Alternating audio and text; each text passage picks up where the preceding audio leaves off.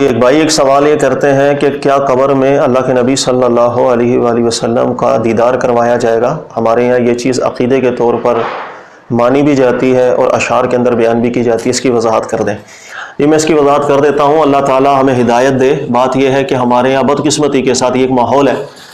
اور ماحول یہ ہے کہ ہم کوئی بھی حدیث یا قرآن کی آیت پڑھتے ہیں تو عام طور پہ ہم ایسی شرح کرتے ہیں جو شرح نہ ماضی میں صحابہ سے مروی ہوئی، نہ تابعین سے مروی ہوئی، نہ مجتہدین سے مروی ہوئی، نہ ہمارے جتنے بھی اکابرین، محدثین اور مجتہدین محققین گزرے ہیں، کسی سے وہ شرح منقول نہیں ہوتی۔ اسی سے فرقے بھی پیدا ہوتے ہیں، بدقسمتی ہماری ہے، اور فرقے بھی اس لیے پیدا ہوتے ہیں کہ ہم اپنا ہی ایک نتیجہ نکال لیتے ہیں کسی بھی حدیث کو پڑھ کر،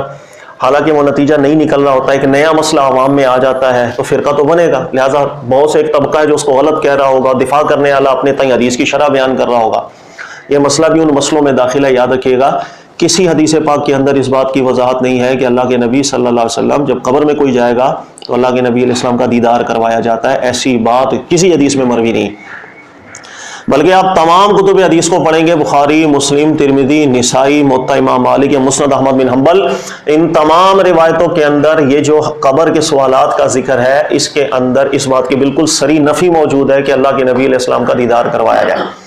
نمبر 2 یاد رکھیے گا کہ جتنے شارحین کو آپ پڑھ لیں، کوئی محقق ایسا نہیں گزرا، نہ فقہ حنفی کا، نہ شافعی کا، نہ مالک کا، نہ حنبل کا، جس نے ایسا کوئی عقیدہ کتاب کے اندر ذکر کیا کہ قبر کے اندر یکشف لہ نبی حتی یرا نبی، ایسا کوئی جملہ کسی نے بھی ذکر نہیں کیا، یاد رکھیے گا۔ بلکہ ہمارے مشارحین کو پڑھیں گے، محققین کو پڑھیں گے، وہ نفی کرتے آئے ہیں کہ اس حدیث سے، اس لفظ سے یہ بات سمجھنا غلط ہے، الٹا نفی کرتے آئے۔ اس کے باوجود بھی ہم نے نہ محققین کو ترجیح دی، نہ علماء کو ترجیح دی، ہم نے اپنا ہی نظریہ قرآن سنت سے بنایا اور ایک عقیدہ بنا کے بیٹھ گئے۔ وہ بات یہ ہے کہ مختلف حدیثوں کے اندر، جیسے بخاری میں بھی، مسلم میں بھی روایت آئی ہے، اللہ کے نبی صلی اللہ علیہ وسلم فرماتے ہیں کہ کچھ لوگوں پہ جب قبر کے سوالات ہوں گے تو کئیوں سے یہ سوال ہوگا کہ ما تقول فی ھذا الرجل، کہ تم اس شخص سے متعلق کیا کہتے ہو۔ تو حدیث میں چونکہ لفظ ہے ھذا کے، ھذا اشارہ کے لیے عربی میں آتا ہے، اور عربی کے اندر ھذا اس چیز کے لیے بھی اشارے کے لیے آتا ہے جو چیز حاضر ہو، اس چیز کے لیے بھی آتا ہے جو چیز حاضر نہ ہو لیکن ایسی متعین ہو کہ ذہن میں مستحضر وہ حاضر ہی کی مثل ہو۔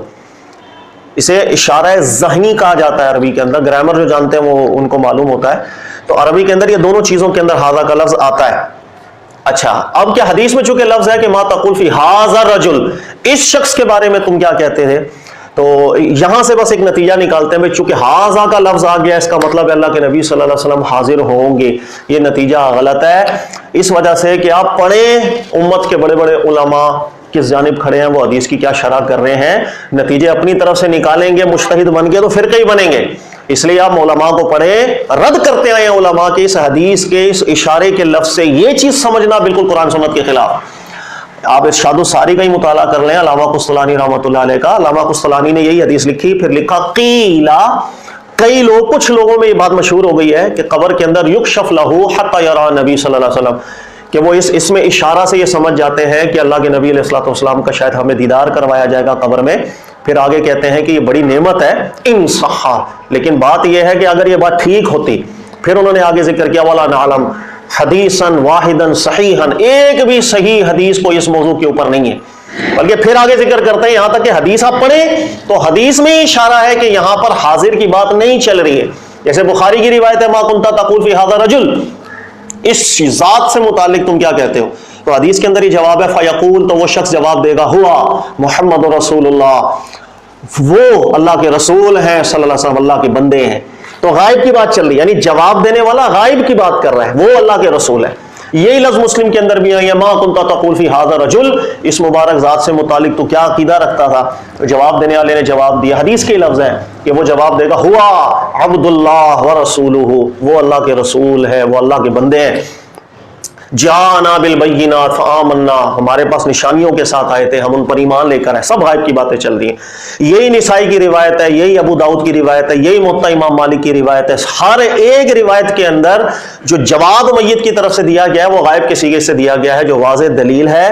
کہ اس میں اشارہ سے حاضر مراد نہیں ہے، ذہنی مراد ہے۔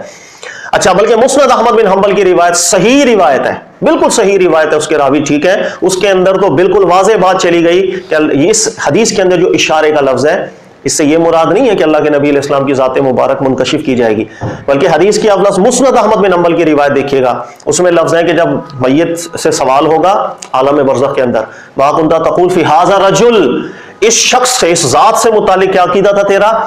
تو وہ میت پوچھے گا من، آپ کس کے بارے میں سوال کر رہے ہیں؟ تو فرشتے کہیں گے محمد، محمد سے متعلق سوال ہو رہا ہے، اب جواب دے۔ پھر وہ جواب دے گا محمد ہوا رسول اللہ، ہوا عبد اللہ، وہ اللہ کے بندے، وہ اللہ کے رسول تھے، ہم ان پر ایمان لے کر آئے۔ تو اب اس حدیث کے اندر دیکھیے گا واضح بات موجود ہے، ما کنت تقول فی ھذا الرجل، سوال کرے گا آگے سے، من، آپ کس سے متعلق سوال کر رہے ہیں؟ وہ کہیں گے محمد سے متعلق صلی اللہ علیہ وسلم۔ تو جتنی بھی حدیثیں یاد رکھیے گا، ان سب حدیثوں کے اندر غائب کی بات چل رہی ہے، اور اس حدیث کے اس میں اشارہ کے ساتھ یہ نتیجہ نکالنا کہ جیسے اللہ کے نبی علیہ الصلوۃ والسلام کی ذات مبارک کا انکشاف کر دیا جائے، اس بات کو علماء رد کرتے آئے ہیں۔ یہ بعضوں نے کئی بات ہے کہ اس کو رد کیا ہے، اس کو قبول نہیں رکھا، لیکن بدقسمتی سے آج ہمارے یہاں یہ ہو گیا کہ ہم نے اسی قول کو لیا، لوگوں میں بیان کیا، لوگوں میں مشہور ہوا، شعراء اٹھے، انہوں نے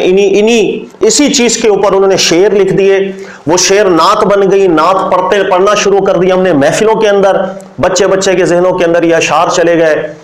انہوں نے یاد کر لیے، اب یہ ایک عقیدہ بن گیا، ایک نظریہ بن گیا ایسا پختہ، اب آپ کسی کا ذہن بناتے پھریں کہ بھائی یہ بات تو قرآن سنت میں ہے ہی نہیں ہے، نہ صحابہ سے مروی ہوئی، نہ تابعین، نہ مجتہدین، بلکہ محققین گزرے ہیں تو اس کا رد کرتے گزرے ہیں، کوئی ماننے کے لیے تیار ہی نہیں۔ اس لیے کہ اللہ اور اس کے رسول صلی اللہ علیہ وسلم کو ترجیح کون دے؟ ہم نے مسلک کو ترجیح دینی ہے، ہم نے دینی ہے ترجیح اپنے بڑوں کو، شاعری کو ترجیح دینی ہے، جن شاعری کے ذریعے عقیدے ہمارے اندر غلط نظریات آ گئے۔ یہ بات اللہ کے رسول صلی اللہ علیہ وسلم فرماتے ہیں لا یؤمن احدکم حتی اکون احب الیہ من والدہ وولدہ والناس اجمعین، مومن نہیں ہو سکتا جب تک ہر ایک سے بڑھ کر ہمارا حب اس کے دل کے اندر نہ ہو۔ اور اللہ کے رسول صلی اللہ علیہ وسلم سے کامل حب کا تقاضا یہ ہے کہ جو بات دین کی ٹھیک ہے وہ اپنے مسلک کے خلاف ہو، فرقے کے خلاف ہو، تنظیم کے خلاف ہو، کسی کے خلاف ہو، ترجیح اللہ کو دے، ترجیح اس کے رسول پاک صلی اللہ علیہ وسلم کو دے۔ یہ تصور، یہ نظریہ، یہ سوچ، یہ انسان کے ماحول کو ٹھیک کرتی ہے، فرقہ واریت کو ختم کرتی ہے۔ لیکن ہماری بدقسمتی ہے کہ ہم نے اپنے ماحول کو ترجیح دینی ہے، میرے ماحول میں جو بات ہو رہی ہے وہی ٹھیک ہے، باقی گئے بھاڑ میں، چاہے کسی عالم نے لکھا ہو ماضی کے اندر غلط لکھا ہوگا، یہ صحیح ہے جو ہم نے نظریہ بنا لی۔ لہٰذا یہ ان باتوں میں سے ایک بات ہے، قبر میں، برزخ میں امتحان ضرور ہوگا، اور برزخ کا امتحان ہر انسان پر الگ ہوگا، ہر ایک سے یہ 3 سوال نہیں ہوں گے، یاد رکھیے گا، یہ بھی کسی دن ہم واضح کریں گے کہ ہر انسان سے الگ الگ نوعیت کے سوالات ہوں گے، اور جس سے یہ سوال ہوگا ما کنت تقول فی ھذا الرجل، اس وقت اللہ کے نبی صلی اللہ علیہ وسلم کا دیدار نہیں کروایا جائے گا، ایسی بات ہمارے دین میں ثابت نہیں ہے، بلکہ یہ کہ ذہنی بات تھی، اشارہ ذہنیہ تھا کہ اس مبارک ہستی سے متعلق کیا کہا کرتے تھے۔ پھر میں یہ پوچھے گا بھی آپ کس کے بارے میں سوال کر رہے ہیں؟ فرشتے کہیں گے محمد صلی اللہ علیہ وسلم، پھر وہ جواب دے گا ہوا عبداللہ ورسولہ۔ یہ درست بات ہے جو قرآن سنت میں ذکر ہوئی ہے، اللہ تعالیٰ ہمیں سمجھنے کی توفیق عطا فرمائے، اور کچھ غلط باتیں جو شاعری کے ذریعے سے ہمارے اندر راسخ ہو گئی ہیں، اللہ کرے ہم قرآن سنت کی بنیاد پر ان کو رد کریں۔ جزاک اللہ خیر۔